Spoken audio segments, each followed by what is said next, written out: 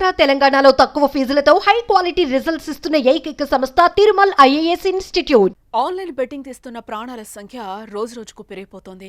3 రోజుల క్రితం తెలంగాణ పెద్దపల్లి జిల్లాలో 2 యువకుల మరణం మర్చిపోకముందే తెలంగాణలో ఏపీ యువకుడు బెట్టింగ్కు బలయ్యాడు.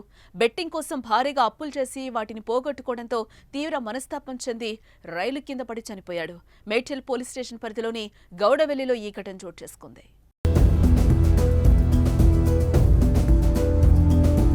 ఏపీలోని అనకాపల్లికి చెందిన రమణ కనకమ్మ దంపతులు మేడ్చల్ మండలం గుండ్లపోచమ్మపల్లి గ్రామానికి జీవనోపాధి నిమిత్తం కొద్ది సంవత్సరాల క్రితం వచ్చారు. రమణ దంపతులకు కుమారుడు సోమేష్, ఒక కుమార్తెన్నారు. సోమేష్ బెట్టింగ్కు పాల్పడుతూ ఉండేవాడు. గతంలో కూడా సోమేష్ బెట్టింగ్కి పాల్పడి అప్పుల పాలయ్యాడు. ఆ విషయం తెలుసుకున్న కుటుంబ సభ్యులు బెట్టింగ్కి పాల్పడిన డబ్బులను కట్టి సోమేష్ను ఇంకోసారి చెయ్యొద్దని మందలించారు.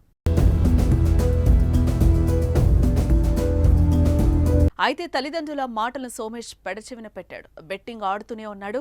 దేవరాయంజాల్ పరిధిలోని గోదాంలో అసిస్టెంట్ మేనేజర్ సోమేష్ గోదాంకు సంబంధించిన డబ్బులు ₹1,00,000 తన వద్దుండడంతో సోమవారం జరిగిన ఐపీఎల్ మ్యాచ్లో బెట్టింగ్కు పెట్టాడు. దురదృష్టవశాత్తు సోమేష్ బెట్టింగ్లో డబ్బులను పోగొట్టుకున్నాడు. గోదాంకు సంబంధించిన డబ్బులు ఉదయం గోదాంలో చెల్లించాల్సిందే. బెట్టింగ్లో డబ్బులు పోగొట్టుకోవడంతో డబ్బులు గోదాంలో ఎలా చెల్లించాలో తెలియక ప్రాణాలు తీసుకున్నాడు. ఒక్కగానొక్క కుమారుడు చనిపోవడంతో తల్లిదండ్రులు పుట్టెడు దుఃఖంలో కూరుకుపోయారు.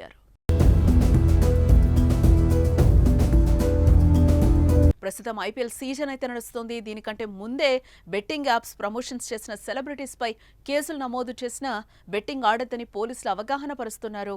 కానీ చాలా మంది యువత మాత్రం ఓసారి ట్రై చేద్దామనే ఉద్దేశంతో బెట్టింగ్ ఊబిలోకి దిగి నిండా మునిగిపోతున్న పరిస్థితి కనిపిస్తోంది.